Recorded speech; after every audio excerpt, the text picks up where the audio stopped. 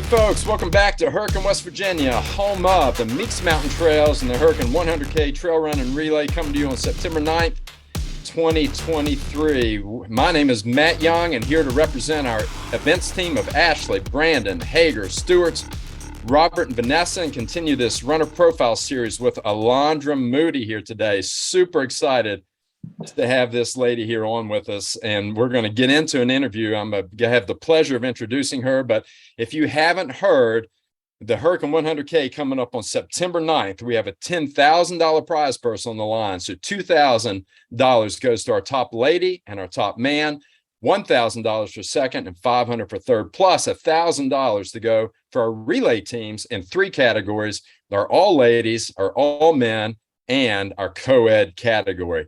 All of that is made possible by our friends, Mayor Scott Edwards and the City of Hurricane as our title sponsor, and the Dumont Tri-County YMCA as our presenting sponsor. We have a whole host of local businesses that have contributed because they love our trails and they are committed 100% to our community. So thank you to all of them. But we have Alondra Moody here, and I'm about to introduce her. And this is going to take a little while, okay? So just bear with me. I'm embarrassing her already. So she is a 46-year-old mother of four that currently works as a physical therapy assistant. She's also a personal trainer and running coach, primarily focused on ultra runners. She also has a degree in English, so that means she can probably speak and write like an adult, which is a skill that I wish I had. Originally from California, she's lived in Tennessee since she was 6 years old, now makes her home in Knoxville. Alondra is an ambassador for Xoskin and runs for her local running store, The Long Haul. So shout out to all of our local running shops out there. She runs almost exclusively on trails and has 60 races on her ultra sign-up resume. Speaking of resume, this is quite impressive and long. Most notably, not just finishes, but wins for the ladies at the Iron Mountain 40 miler 3 times, Chattanooga Mountain Stage Race, the Music City Trail Ultra twice, Cumberland Plateau Stage Race twice, the Black Toe 12-hour run twice, love those 12 hours, the Breaks in Virginia, notoriously hard race, Yamacraw 50K twice, the Norris Damn Hard Trail Race, you have to say that real slow, 4 times, the Georgia Jewel 50 miler, Savage Gulf Marathon twice, the Cumberland Trail Marathon 50K twice, and the Georgia Sky to Summit. She has finished the granddaddy of them all, Western States 100 miler in 2017, has 5 Hellgate 100K finishes, another tough race. And get this, she has outright wins at both the No Business 100, and one of her wins at the Norris Damn Hard Trail Race was outright, where she beat not only the ladies, but all the boys. Alondra set FKTs for the Scar, Pitchell, and Foothills Trails. And last year, she ran the Highland Sky 40 miler, the one that's near and dear, my all-time favorite race, where we crossed paths. I counted up 41 wins, 10 additional podium finishes, and with 60 finishes to her name, that is more than that, most likely. 60 finishes on ultra sign up. That means she's on the podium 85% of the time. She's done all of this in the past 10 years because she didn't start running until she was the ripe old age of 36, also working and raising a family. So Alondra Moody, you are quite an impressive lady and a tough mother runner. How you doing? I'm doing well, thank you. That was quite an introduction. It makes me feel old, though. Well, you're not, I mean, look, you've done all that in the past 10 years. It's crazy. And it's like, I don't want to embarrass you, but I mean, that is crazy impressive. So we have a lot to talk about in this too, but I've got some warm-up questions for you to kind of get you into it. Okay. So these are kind of like a lightning round. We're just going to hit them fast. And so currently, I mean, what's your nickname? I don't really have a nickname. With a name like Alondra Moody, that kind of is your nickname. Probably. Big Al, occasionally I get called that, but that's just like really close friends. Okay, so say who calls you Big Al? What do your parents call you then? Usually Alondra and sometimes Kate. My middle name is Kay, so okay. Sometimes from my dad. Well, I told you before we got on camera, I said, Alondra Moody sounds like you could have your own book series. It really does. And I think that is probably in your future too. So everybody's looking for a nice character name. You've got it. So are you currently missing any toenails? No, I'm not currently missing any toenails. Have you been missing some in the past? Yes, I have missed some in the past. My kids So, think it's disgusting. yeah, I mean, it's just, I've kind of given up. I've never lost them. I have two that I wish I would lose and just start fresh, but it's the way it goes. Yeah. Finish this sentence. 3 words that describe my running are. Ooh, enjoyable, relaxing, and I would say my space. Nice. Awesome. I can identify with each of those. So again, finish this sentence. The best run I've ever had is. Probably I would have to say my best actual run would be my no business finish. My favorite run would probably be my scar run. Awesome. So my most embarrassing running moment is. Probably coming down into the parking lot at the Smokies, and it's these very uneven steps, and there's a whole group of people coming up, and I looked up to say hi and just face planted and like Superman down a couple of steps. It was very graceful. I'm sure nobody got it on camera. That's a good thing, right? If they do, it's posted, and I've never seen it because it was memorable. You've got a lot of friends then. So finish this sentence too. If I wasn't running, I would be crazy. Crazy, right. And running has saved me from I don't know, a lot of trouble, probably jail. So a lot of us could probably say that too, it's like you got to get that energy out some way. Yeah. So all kinds of saving graces to running. Yeah. So finally, which character in Napoleon Dynamite do you most identify with? Oh, I knew this was going to come. That was a long time ago, that movie. I can't pick one. I really don't remember it well enough. That was like high school for me. That was a very long. Yeah. No, it wasn't that long. Well, in our house, it's a regular thing. So, all right. So I'm gonna help you here. You've got Napoleon Dynamite, all right, our central figure. You've got Kip, his older brother. You have Deb, LaFonda. I don't remember Pedro. LaFonda. You don't remember LaFonda? Kip's girlfriend. Probably Pedro. Yeah. Quiet, unassuming, and running for office. I'm not running for office. Well, I wasn't dumb. You could be Uncle Rico. You could be Rex from Rex Kwon Do. You could be Summer. You could be Trish. I mean, you just name it. But I think Pedro's is a worthwhile answer there. Everybody loves Pedro, and everybody would vote for Pedro. Yeah.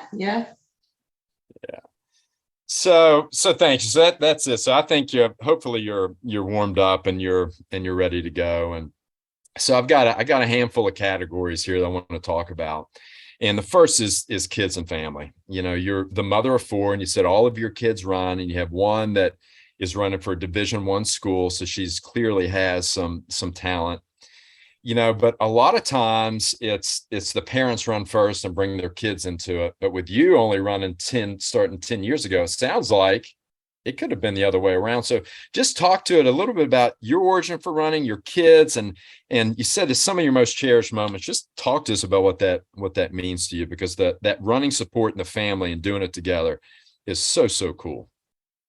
Well, we're definitely a family of runners. My husband also runs. He does not race, but he is very fast. I think my kids got their speed from him and their stubbornness from me. I probably started my kids running. My 2 older ones played soccer, club team, high school, and my oldest daughter didn't actually start running until she was a sophomore in high school. And she would come out on the trails with me through the soccer season. And she tried out for the cross country team and did really well and made state that year, placed 16th at state. And And yeah, so I think they've just always seen me enjoy it. You know, obviously you can't run as much as I do without loving it. And so it's always just been a positive. I tell my kids all the time, my youngest is a freshman. She's very, very motivated. And I'm like, sometimes you just got to run for fun. She's always about the workouts and the splits. And I'm like, you know, it's got to be fun or you're going to be burned out. And with my kids and with the people I coach, it's like, I want to look at the really long term. Like, you know, have seen so many women burn out. And I don't want that for my kids, where you just push all the time and you just lose the joy. And so I think my kids have just seen that it's a very joyful thing for me. And so, yeah, so my kids have run with me. My two oldest paced me at no business. My daughter paced me for 20 miles. My son paced me the last 8 miles in. And he was, I don't remember how old he was, maybe 12. And he had no idea how it feels to have run 90 miles. And he's like, come on, Mom, you can run faster than, I mean, just kept on. If I could hit the kid with a stick, I would have, but I couldn't catch him. But he was relentless. But that was just great. My two younger ones were there also.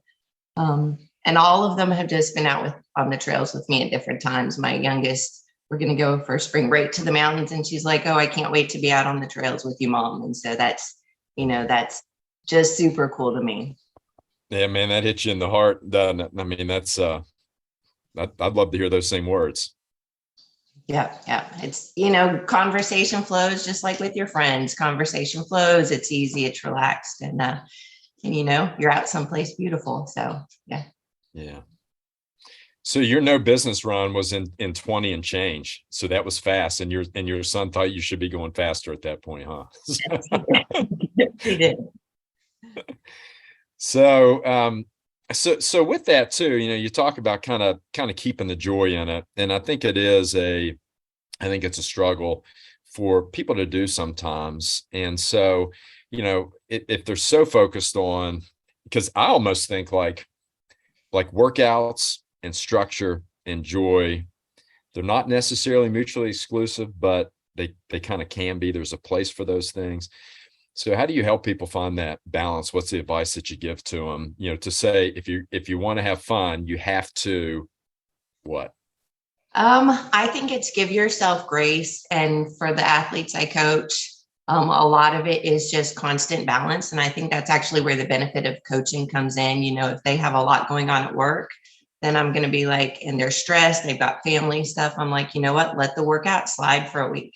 Go out, run easy, run fun. And I often say, take it as you feel. If you feel good, pick it up for a little while. If you feel like crap, you know, run a couple miles and call it a day, just to have that flexibility. And it might hurt you. Oh, you know, it might hurt your definitive goals. So if they have a race that they have real concrete goals for, then, you know, there's a time that you've got to get the workouts done. You've got to get the work done.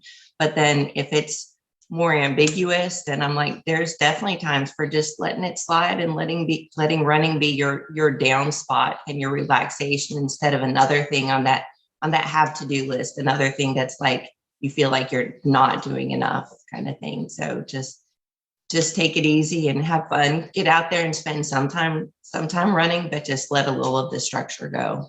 Yeah. You know, I mean, most of the people in our millions of listeners and followers that are watching right now, most of them are probably, you know, type A, and they're, you know, successful. And the reason they do this is they find drive and they have determination and discipline. And so, you know, so often I just like, man, if I could tell you what to do, I say, run easy. And that means that you're going to walk some. I mean, I think that's probably like a misconception about when we talk about trail runs. Like somebody say, I heard you run whatever. And I said, well, I walked a lot. I mean, a lot. So, you know, how do you communicate that to people? Because if you try to run every step, like, you know, take this 100K we're doing here, I can run that loop. I could probably run 2. I can't run 6 without some walking in there. So how do you help them kind of say it's okay and convince them? Because I struggle to get people to believe that it's okay. Yeah, you actually in coaching, I go a lot of off of, rate of perceived exertion. So I'm like, if the hill's steep enough that you're redlining at a hike, then you're going to be hiking slower. So just if you're supposed to be running easy, that means you might be taking rest breaks while you walk up the hill. But really, I tell them, you've got to picture keeping your effort that you're doing all day long if you're looking at an ultra. And so if you're running up that hill, and you're like, nope, I can't do this for another 7 hours, then you better start walking and be like, okay, I can do this for another 7 hours, and just, yeah. And sometimes I'm just like, look at what you're doing up this hill. That's not maintainable, drop it back. That's part of it. And I tell people all the time, I like a race where I can do a lot of hiking. I like a hill that's deep enough that I need to hike it. I don't like to oh, I really should be running this whole entire hill. Yeah. We I just had that conversation too. I had a race not long ago that had actually some pretty long running sections, and I've been doing so much mountain stuff that I'm just not a good sustained runner anymore. It's like I need to work some on that. It's kind of two different disciplines. You can do them both, but you've got to be prepared for it. Mm-hmm. Yeah. Yeah. So most of the people that you coach, then when you get back to your kids, are probably doing this. They're probably not Olympic hopefuls. I don't know, maybe they are, but so if it's recreation, I say, look, this should be a stress outlet, not an input. And if it's anything other than that, maybe change the mindset on that too.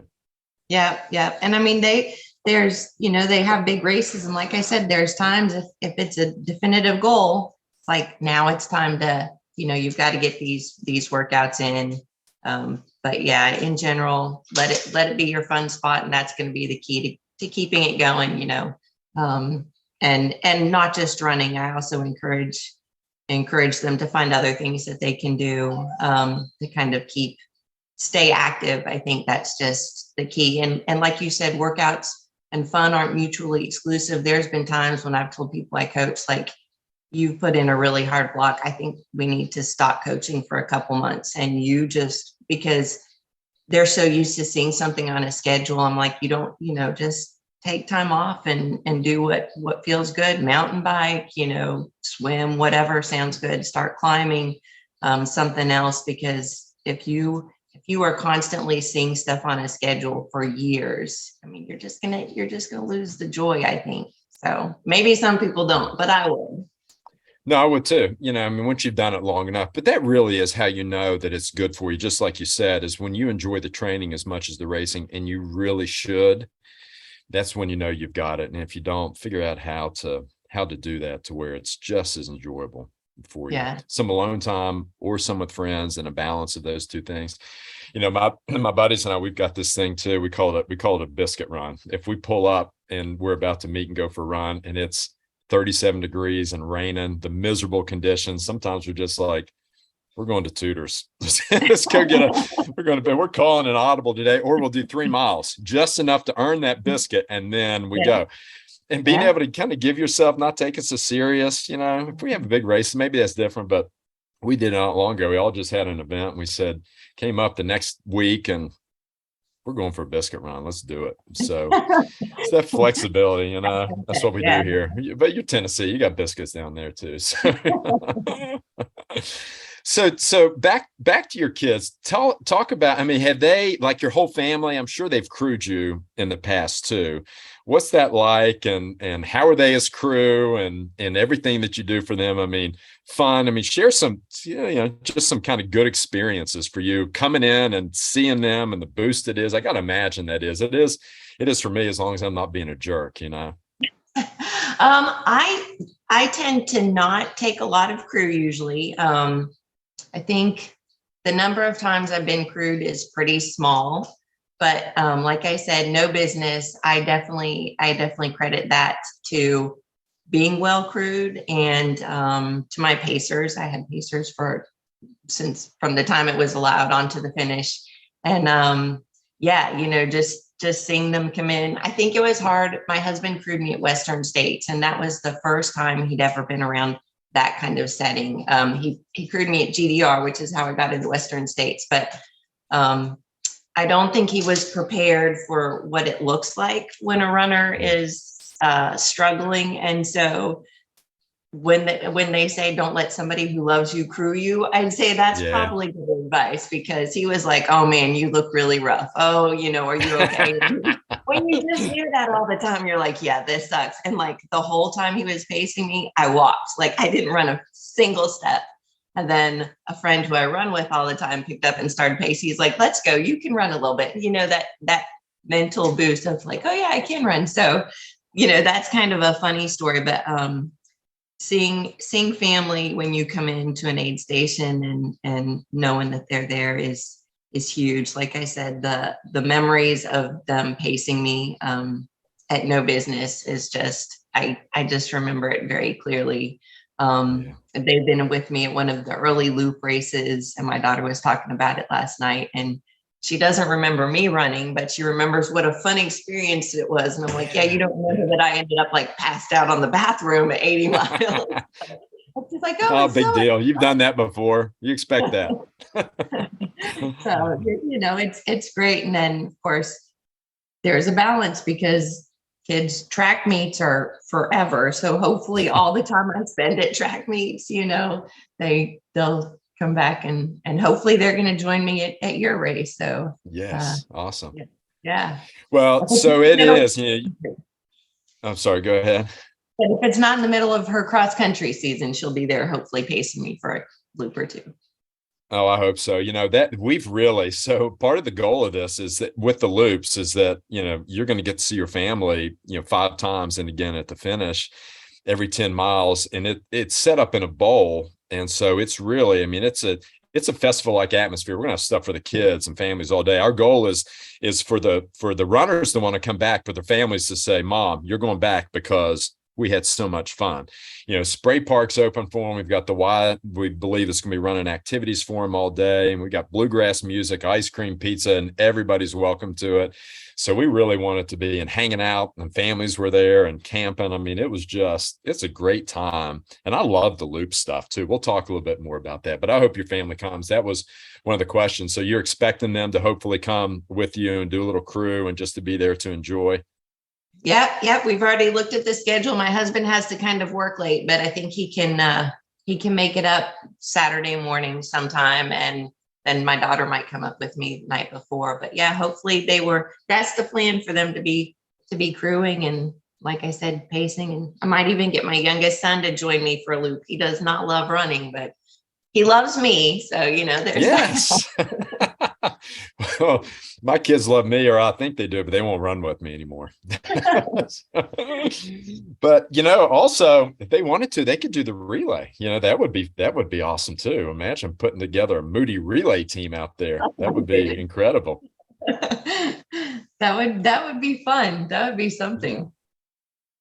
So that's always an option. I'm glad your family will be here too. Looking forward to that. So I'm going to kind of switch gears just a little bit, and I'm going to kind of pull up a note here real quick. Yesterday was International Women's Day, and you probably, like me, just got all kinds of stuff in your email about it, which I thought was awesome. We kind of did a post, and it was part of, actually, it's Women's History Month, and yesterday was the International Women's Day. A lot of coverage, but there was an article that came through, and I said earlier, I called you a tough mother runner, and I have several tough mother runners. My wife is one. She did her first 50 miler at the age of 49. She did her first 60K, which is New York City 60K, loops of Central Park, and she had shingles. And we still laugh about that and say she was fueled by shingles. She just knocked it out, because women have this. I always tell her, so if I was half as tough as you, I'd be, a force to be reckoned with, but I'm not. So, the co-chair of our events committee, Ashley Ellison, is another one. She's a tough mother runner that runs and balances family and work and does this stuff and contributes to her community in all kinds of ways. Our second place last year, Fern Jones at the 100K, was breastfeeding her son in between loops. So, and so here's the thing, this article came through, and I just wanted to get your take on it. I'm gonna read the title to you. It said, "Female Bodies just might be built for the challenge of greater distance, as are their minds and their hearts. And then they dig into the science of it. What's your reaction to that headline? I mean, I think I agree with it. Both just kind of scientifically. I think when you look at the way we're built, and I look at it as labor, like the mental part. I've gone through labor and talked to women who have, and the men are just like, I cannot imagine doing that for so many hours, and I think running kind of taps into that. But also I think, it tends to even out the longer the distances are as far as finishing times with men and women. Top tier men are still generally going to be faster than top tier women, but the endurance, and I'm not sure, all what it is. I know it comes down to fat burning and stores and all that stuff, but I definitely think there's a mental ability. Waking up and taking care of kids. I feel like I know some men that struggle way more with the sleeping aspect of the really long stuff. That's never been an issue for me. And I'm like, sleepless nights with kids, you just kind of keep going. But yeah, I think women need to embrace that, and just really appreciate their bodies, like in all the ways.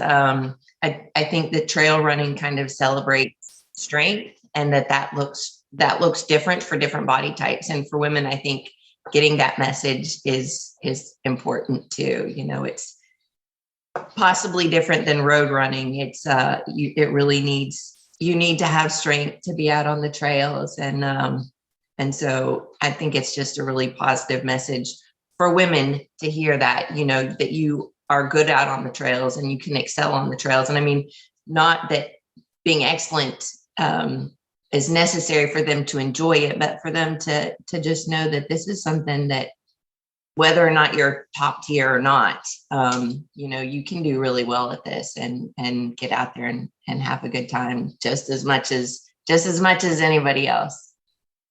Yeah, absolutely. That's really kind of what I'd love for our audience to hear is to give the women the confidence that I think you're made for it. I really do. I watch them and go, my gosh, I mean, physiologically, the mental part, and I'll kind of say this, my mom she always reminds me that she labored with me for 18 hours. And then she says, well, why do you do this stuff?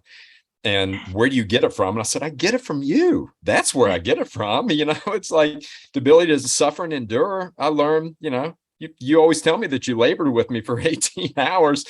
And so, I mean, the ability to do that, but then also somewhat physiologically, like stronger trunks and hips and, the legs and the glutes that we see. I mean, so many times, I think women are just kind of like, oh gosh, you're just sturdy and made for it. If you can give birth, you can run trails and you'll do really well at it too.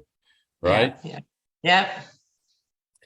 So with that too, another part of the article was talking about and actually highlighting women and FKTs. And so I like looking through it for your name. I was like, hope they talk about Alondra and we'll have something good. But they were saying like some of the challenges for women doing this is a confidence gap, safety on the trails, and then like a fear of failure. And so, for each of those, now you've got a history of success, but I'm sure that you coach women that you're probably dealing with some of those things. And so what do you tell them? What advice do you have for them to try and encourage them that they can be confident? There's no fear of failure, and the safety thing, we'll talk about that a little bit separately. The fear of failure, I think that if you don't fail at some point, you're probably not trying hard enough. You're going to fail. Things are going to happen. Some of them are going to be out of your control. Some of them are going to be in your control, and you might need to make that decision. And I am not one of these DNF or die kind of person. Right. You got to finish what you start. I have counseled people on the course. If if it's a bad day and you're struggling and you're just going to be putting in 60 miles and it's just going to wear you down for the training that you love and stuff, and you're not invested in the race, there's a place to call it. And some people are way more, I've got to get the finish. But, I think failure is a part of everything. When my kids don't do well in school, I'm like, well, if you were always doing well in school, you wouldn't really need to be in school, if you already know everything. So if you can always do well at every single race, then you need to do something a little more that you're not going to do as well as. I think that's just, if you're not failing, you're probably not growing. I DNF'd Hellgate this year. My first attempt at Scar, I did with a friend, and I called it halfway. The weather was horrible. He went on and finished it. It happens, and you learn from it. Hopefully you learn from it. And yeah, mentally it can be hard, but again, it's just like anything else. You just kind of work through that and focus on what comes next. Yeah. Well, I think that's part of what happens is when we say failure, and failure it's a fairly broad term. And I think in this sport, first thing we think of is a DNF. But that's not necessarily the case. Just like success is, can be defined as, hitting your A goal, and success sometimes can be that I did not have it today, but I finished it. Mm-hmm. Right. So when you kind of frame that, even for your runners or the people that you talk to, I mean, how can we put that success in terms that is broader than just nailing that A goal? Mm-hmm. Yeah. And I think, again, success like that is, again, a big picture. Am I continuing to progress as a runner? Am I hitting my goals as far as being consistent? I'm big on consistency. Sometimes easier said than done. But sometimes, yeah, you don't look at the time goals, but you're like, okay, are you proud of the race you've won? Some of my runs that I'm most proud of are not the runs that look good on paper, for sure. And so, it's you, and you only know that personally. A lot of times you only know if you were making the hard decisions to stay strong or to take more time at an aid station. And so success is often very internal as opposed to external. And so it's like, okay, are you proud of the run that you put in? If you decide to quit during that race, are you comfortable with that decision, even looking back at it now? Or are you like, okay, I did this stuff wrong leading up to it. And if you're like, yeah, that was a bad decision, I should have finished, or yeah, I finished in this time, I really could have finished in this time. Well, what leading up to that, again, what can you learn from? And if you can learn from and apply those next time, then that's success from that failure. And that's how I would frame it for them. So. Yeah, even sometimes you've got to get in uncharted territory, and it's like when it gets hard, know that you've been there before, you have that experience and working through, because that's what we hear a lot is, and it's the truth, it's problem solving on the course. Because there's that old Mike Tyson saying, and I love it, I think it's great for for running, everybody's got a plan so you get punched in the mouth. And so in a run you get punched in the mouth, and it could be the first time you've ever thrown up, and throw up continuously and have dry heaves. And can you come out of that? Absolutely, you can come out of it. But if you just quit, and there's this question, I mentioned it, I think, in one of our other interviews, and I thought it was a great question that I heard. He was actually a Navy SEAL that was doing some training, and he said, you need to have the conversation with your crew and yourself beforehand, and make a list of the reasons or the circumstance under which you're going to quit. And if you make that list beforehand, you'd look at that list and go, well, a bone coming out of the skin, I would probably quit. But are you going to put a blister on that list? No way. Are you going to put vomit on that list? Probably not. I mean, but when you're out there, you're like trying to figure out, like, is there a reason that I can maybe figure out how to do it? But so often, the few that I've had have not been good that I finished anyways. Those are some of the most memorable that I've had, rather than those that I nailed right from the beginning. Yeah. And so that's a big, and you really want to say you want to talk about the failure. And if you do enough of this stuff, you're going to have one. You're going to have one. You're going to have two. You're probably going to have multiple. It's because you're reaching out and taking on big, hairy, audacious goals, and you're not going to nail every one of them. And that's okay. You'll learn something and you'll move on from it. Yep. So we have, because sometimes we have it too. People say, well, I'm going to see how my training goes. And you tell me how this happens too. When you kind of, I'm sure you have, most of your runners probably come to you and they have a goal in mind. They don't have a non-goal in mind and say, well, I'm just going to train and see what I'm ready for. That's not the way it works, right? So you have to start with something and work the way back. How do you counsel them in doing that? Or because I hear it too. It's like, well, I'd like to run, but I'm going to see how my training goes. And I said, it ain't going to go. You got to, the sight of the gallows tends to focus the mind. So put it on your schedule and make it happen. Mm-hmm. Yeah. And generally I just do have them pick something. I like for people to pick something, if it's going to be a big challenge that they are really drawn to, like, okay, this one appeals to me.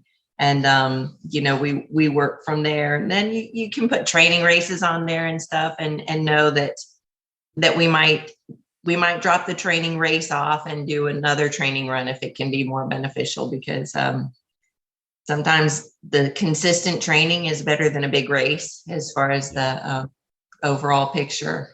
But yeah, I think, and that's why I think racing is good. And if not racing, I'm inspired by the people I've gotten to work with. And one of my favorites was one who had 100-mile race on the books. It was her first 100. And it got canceled due to COVID. And she went out and hit the Creeper Trail and ran her own 100 miles. I was like, nice work. Yeah. Power to you. Another runner that I worked with, and he has gone up and down every single trail to Mount LeConte. So up to Mount LeConte, back down to Mount LeConte, up LeConte, and he just did that on his own. That's another one. I'm like, man, I probably need a race to get me motivated to put in that kind of training, really. But yeah, whatever motivates you, if you can really say, this is what I want to do, and put in the training. But yeah, you need to have a focus. And I think, like you said, with ultras, so much of it is mental, that the more you've done, the less you need to get those really big mileage, for the ultras, because once you've trained through that, it's just, you don't need to keep doing it. So, yeah. And I think that's true, especially when you get to, for most people that I'm sure you deal with and that are going to be at our race too, are, the professional adults, and they've got, full-time jobs and families and other things. And so, it's fitting this into that, not the other way around, not fitting your lives into your training. And the training is number one, and everything else sacrifices, because that will destroy your family and relationships. And so we just talked to a friend the other morning, said, look, I'm kind of point now. I do what I can, and I do the best with what I can do. It's a lot going on, and it's all worthwhile. It's not like resent any of it. It's just where we are in life. And that's an important part of it as well. Mm-hmm.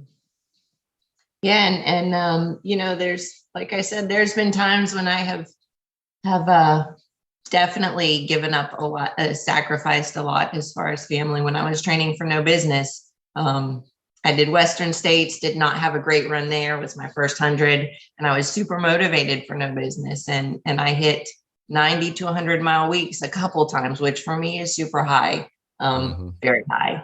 And I'll tell you, 3 nights a week, I was out. I would put my kids to bed, and I would go out and hit the trails at 9:30 or 10 o'clock at night, because I could get the 40-mile a week, fit that into the training, but I couldn't get that last bunch of miles that I needed to. So it was at night, and I was exhausted. But it was a short period, was super motivated, super focused, but I also know that's not sustainable. And do I want to do that again right now? No. Right. So yeah, it's knowing that there's got to be sacrifices. You cannot do it all. And like you said, with ultra runners, so many are so driven. And I feel like most of the time as a coach, my job is to tell them to do less. Absolutely. Right. Absolutely. Less, Right on. more quality, and just do less. Mm-hmm. Yeah, and that's one of the harder things to get across, and then how beneficial running easy is for you, for fat burning, for all the endurance and building mitochondria that comes from that. It's like trying to convince people to run easy and keep it aerobic is one of the tougher challenges. And it's but eventually when you kind of show people what that looks like, once they get it, and you're like, not only, I remember there was an epiphany for me when I went through my coaching certification in 2009, and they were talking about how much better it is for you. And I was like, really? Because I don't like running hard. I like running easy. This fits me, and made big progress in the years, because I'd run my first Highland Sky and I went back the next year and I cut an hour off the time. I went back the year after that, cut another hour off the time, because I was kind of changed the perspective on training. And so that's always say, if there's one secret to running I can share, it's run easy. Keep it easy and enjoyable, and get the miles and enjoy them.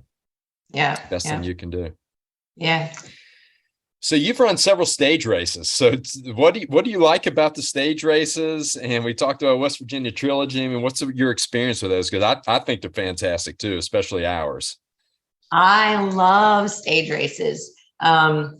I am always fighting GI issues personally as a runner. And, I know you're supposed to, anyway, it's something I've never nailed down.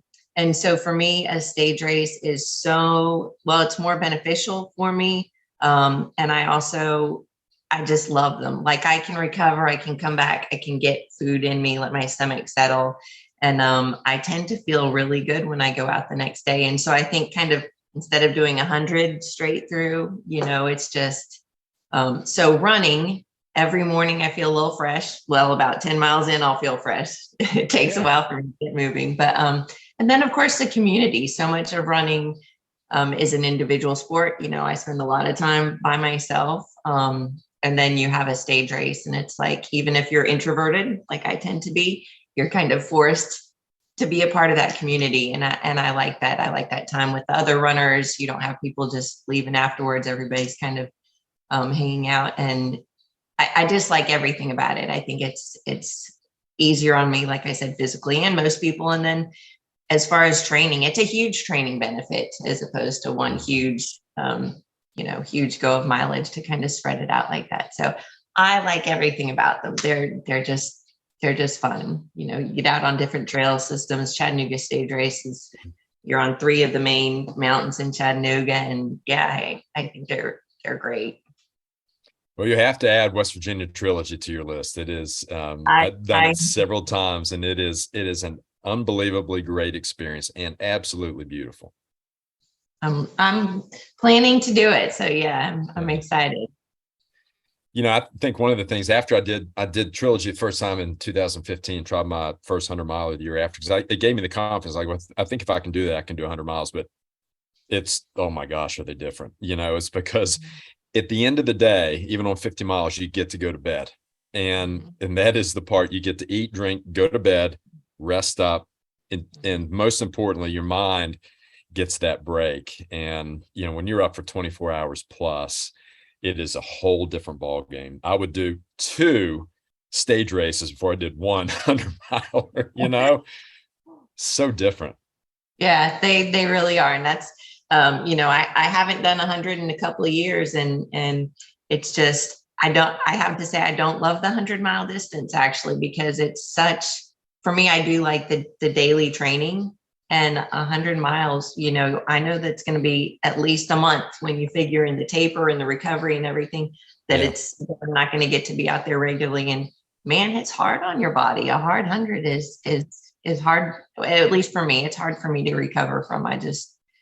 It's exhausting in a way that a stage race is not. I'll feel good within a week or 2 after that. So yeah, they are very different. For sure. Well, and then we talked about the 100K. You love the 100K. I love the 100K. I think it is an unbelievably great distance, because it is hard. It is long. You can go through the ups and downs, but at the end of the day, you go to bed and you're done 15, 16. We had some people finish in 20 and 21 hours. That was a longer day for them. It was a 24-hour day for us. running the thing. But, if you do that, it's a good, 12, 14, 15-hour day, but you get to go to bed and you have that light at the end of the tunnel, right? Yeah, 50 mile to 100K is my favorite distance. You still get to do that. Oh, I get to run all day long today, but then I'm going to hit a bed. Yeah. And even then, it's kind of like at mile 40, you go, in our race, you can pick up a pacer at mile 40, have somebody with you for those last two loops. And at that point, you're kind of smelling the barn, which is a nice part about it too. And so with that, it's kind of like, thinking about this when I originally had the idea, and we have a fantastic team that has pulled this thing off, but it's like, we didn't have 100K in West Virginia. We do have another one now. It's starting the first year at Falling Water in New River Gorge, our friend Ron Baker and Rim to River. And so it's going to be good too. And it's a loop course as well. But I love the 100K and I love loops, and we're bringing them both together. So your experience with loops has been good too? Yeah, I have not done a lot of loops. I generally, I think Black Toe is really the only one I've done twice. So, it's just a different kind of race. I think it allows you, I tell runners that are training for something, that a loop can be really good because you have such regular aid stations. It's easy to kind of dial in your nutrition, and it's easier to kind of just stay even as far as your pacing, because you know what to expect. If it's on a course you have never run, it's easy to kind of go out too hard or go out too easy. And a loop course is kind of a mental reset every time. But I also think that it can be a little tempting if you're struggling to come back to where you can drop out. It's like every time you have to make that decision to start over again. And, if you're feeling down, it can be easy to be like, car's right here, I'm good. Yeah.